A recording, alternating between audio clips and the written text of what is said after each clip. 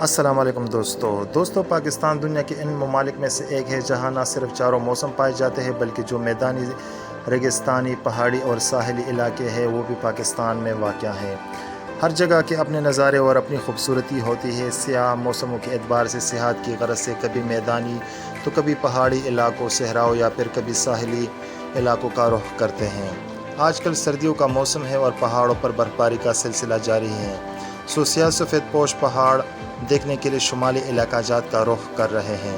پھر ان خوبصورت اور دل مو لینے والے مناظر کو نہ صرف اپنے کیمروں میں قید کرتے ہیں بلکہ سیکنڈز میں اپنی تصاویر سوشل میڈیا کے ذریعے نہ صرف پاکستان بلکہ پوری دنیا میں پھیلا دیتے ہیں، اور یہی تصاویر اور ویڈیوز ملک میں سیاحت کو فروغ دینے میں اہم کردار ادا کرتے ہیں۔ ویسے تو پاکستان میں سیاحتی مقامات ریگستانوں، میدانی علاقوں اور ساحلی علاقوں میں کافی مشہور ہے، لیکن یہاں ہمارا موضوع وہ پہاڑی علاقہ جات ہے جو سطح سمندر سے ہزاروں فیٹ کی بلندی پر واقع ہیں۔ چاہے موسم خزاں ہو یا موسم بہار، سردیاں ہوں یا پھر گرمیاں، یہ مقامات ہر موسم میں ملکی و غیر ملکی سیاحوں کے لیے پرکشش رہے ہیں۔ اکثر سیاح یہ سوچتے ہیں کہ ان مقامات کے باشندے بہت خوش قسمت ہیں جو شہری مسائل سے بے نیاز ہو کر پرسکون زندگی گزار رہے ہیں۔ سیاحوں کا چند دنوں پر محیطی قیام کسی گیسٹ ہاؤس یا ہوٹل میں ہوتا ہے جہاں انہیں زندگی کی تقریباً تمام بنیادی سہولیات کثیر رقم کے عوض حاصل ہوتی ہے، تاہم ان دشواریوں اور انگت مسائل کا علم ہی نہیں ہوتا جن کا سامنا یہاں کے مقامی افراد کو ہر روز کرنا پڑتا ہے۔ یہی وجہ ہے کہ سیاح یہ قیاس کر لیتے ہیں کہ یہ لوگ قدرت کے قریب رہ کر انتہائی پرسکون اور آرام دہ زندگی گزارتے ہیں، حالانکہ حقائق اس کے برعکس ہیں۔ پاکستان کے بیشتر سیاحتی مقامات زندگی کی بنیادی سہولیات سے محروم ہیں، جس کی وجہ سے ان لوگوں کے لیے زندگی گزارنا بالکل بھی آسان نہیں ہوتا۔ یہاں قدرت خوبصورت تو ہے لیکن امتحان بھی لیتی ہے۔ ان پہاڑی علاقوں میں مشکلات اور مسائل دو اقسام ہیں۔ ان میں سے ایک کا تعلق ان علاقوں کے موسم اور جغرافیہ سے ہے۔ موسم کی سختیوں کی وجہ سے معمولاتی زندگی کافی متاثر ہوتی ہے۔ یہ مسائل ایسے ہیں جن کا مکمل خاتمہ تو نہیں کیا جا سکتا، البتہ حکومتی اقدامات کے سبب ان مشکلات کو بڑی حد تک کم ضرور کیا جا سکتا ہے۔ مشکلات اور مسائل کی دوسری قسم کا تعلق حکومت یا انتظامی عدم توجہ سے ہے۔ یہاں ہسپتالوں، سڑکوں، تعلیمی اداروں اور موبائل جیسی سہولیات اکثر و بیشتر دستیاب ہی نہیں ہوتی۔ سیاحوں کو ان دشواریوں اور انگت مسائل کا علم ہی نہیں ہوتا جن کا سامنا کرتے ہوئے یہاں کے مقامی باشندے اپنے شب و روز گزارتے ہیں۔ ان سیاحتی مقامات کی خوبصورتی اور دل مو لینے والے مناظر پر تو بہت کچھ لکھا گیا، لیکن یہاں بسنے والے باشندوں اور ان کو درپیش مسائل کبھی اس طرح اجاگر نہیں کیے گئے۔ یہاں ہم نے ملک کے سرد سیاحتی علاقوں کی بحیثیت مجموعی بات کی، لیکن چونکہ میرا تعلق ضلع چترال کے گاؤں شیاہ کوٹک سے ہے تو میں کوشش کروں گا کہ وہاں کا ذکر خصوصی طور پر کروں۔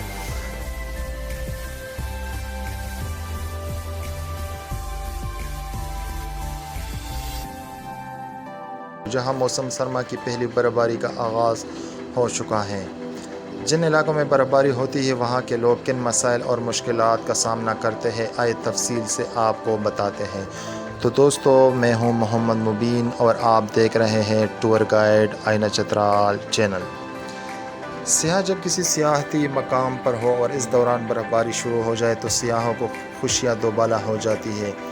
انہیں ایسا محسوس ہوتا ہے جیسے ان کے پیسے وصول ہو گئے۔ سیاح تو برف باری سے خوب لطف اندوز ہوتے ہیں، مگر دوسری طرف ان پہاڑی علاقوں کے کچے مکانات میں مقیم افراد یخبستہ موسم میں باہر نکل کر گھروں کی چھتوں سے برف ہٹانے میں مصروف ہو جاتے ہیں، کیونکہ کچے مکانات برف کا بھاری وزن برداشت نہیں کر پاتے۔ دن اگر برف باری رات کے وقت بھی شروع ہو جائے تب بھی تمام تر سردی کے باوجود ساری رات برف کو ہٹانا مجبوری بن جاتا ہے۔ البتہ جن گھروں کی چھتیں اسٹیل کی چادروں سے بنی ہوتی ہے وہاں برف ہٹانے کی ضرورت نہیں ہوتی، بلکہ برف خود ہی وہاں سے گر جاتی ہے۔ تحریک انصاف نے ملک میں 50 لاکھ مکانات بنانے کا اعلان کر رکھا ہے۔ اگر حکومت ان علاقوں کا ایک کوٹا بھی مقرر کر لے جس کے تحت لوگوں کو ان علاقوں میں گھر کی تعمیر کے لیے بلا سود اور آسان اقساط پر قرضے فراہم کر دیے جائے تو یوں نہ صرف 50 لاکھ گھروں کی تعمیر کا وعدہ پورے ہونے میں کچھ آسانی ہوگی، بلکہ دوسری طرف مقامی افراد بھی شدید سردی کے موسم سے بچ پانے میں کامیاب ہو جائیں گے۔ برف باری کے دوران سڑکیں بند ہو جاتی ہیں جس سے مقامی لوگوں کو کافی پریشانی کا سامنا کرنا پڑتا ہے۔ اس دوران اگر کسی کی ایمرجنسی کی صورتحال کا سامنا ہو تو یہ تکلیف دوگنی ہو جاتی ہے۔ یہی وجہ ہے کہ کسی ایمرجنسی کی صورت میں ہسپتال جانا مقصود ہو تو مریض کو چارپائی پہ 15 سے 20 لوگ کندھوں پر اٹھا کر لے کے جاتے ہیں۔ بعض دفعہ بروقت طبی امداد نہ ہو پانے کی وجہ سے مریض ہسپتال پہنچنے سے پہلے ہی دم توڑ دیتا ہے۔ لہٰذا یہ وقت کی اہم ترین ضرورت ہے کہ حکومت ان علاقوں کی رابطہ سڑکیں بحال رکھنے کے پہلے سے بلڈوز کی فراہمی کو یقینی بنائے۔ اس کے علاوہ ان علاقوں میں موبائل ہسپتالوں کی سہولت بھی فراہم کرے تاکہ کم از کم وہاں کے مریضوں کو فرسٹ ایڈ جیسی بنیادی طبی امداد سہولتوں میسر ہوں۔ ان موبائل ہسپتالوں میں سردی سے ہونے والی بیماریوں سے بچاؤ کی ادویات بھی دستیاب ہونی چاہیے۔ اس طرح کے اقدامات سے نہ صرف مقامی عوام کی مشکلات کم ہو سکے گی بلکہ یہاں آنے والے سیاحوں کا بھی اعتماد بڑھے گا اور سیاحت کو فروغ ملے گی۔ ان علاقوں میں جہاں کھانا پکانے کی لکڑی درکار ہوتی ہے وہاں سردی سے بچاؤ کے لیے جلائی جانے والی آگ کا ایندھن بھی جنگل کی قیمتی لکڑی بنتی ہیں۔ یہی وجہ ہے کہ ان علاقوں میں جنگلات کافی زیادہ متاثر ہو رہے ہیں۔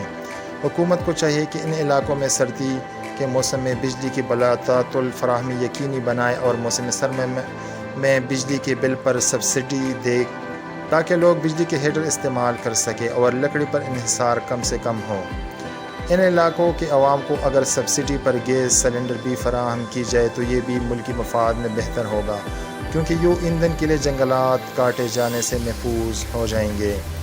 پہاڑی علاقوں میں لوگ دودھ، دہی اور مکھن کی روزانہ ضروریات کو پورا کرنے کے لیے مویشی جانور پالتے ہیں۔ ان جانوروں کے لیے بطور چارہ استعمال کی جانے والی گھاس گرمیوں کے موسم میں کاٹی جاتی ہے اور اسے محفوظ کر کے سردیوں کے موسم میں جانوروں کو کھلایا جاتا ہے۔ لیکن ان تمام تر اقدامات کے باوجود سردیوں میں مویشیوں کی دیکھ بھال کرنا واقعی ایک مشکل کام ہوتا ہے جس سے دیگر علاقوں سے آئے سیاحوں کو خبر بھی نہیں ہوتی۔ ان سیاحتی علاقوں میں سے کچھ علاقے ایسی بھی ہیں جہاں موبائل سروس موجود نہیں۔ اس کام کے لیے کسی قسم کی حکومتی سرمایہ کاری کی ضرورت ہی نہیں بلکہ یہ کام نجی موبائل نیٹ ورک کمپنیوں سے بآسانی کروایا جا سکتا ہے، لیکن یہ کام کروانے کے لیے حکومت کو خاص توجہ دینا چاہیے۔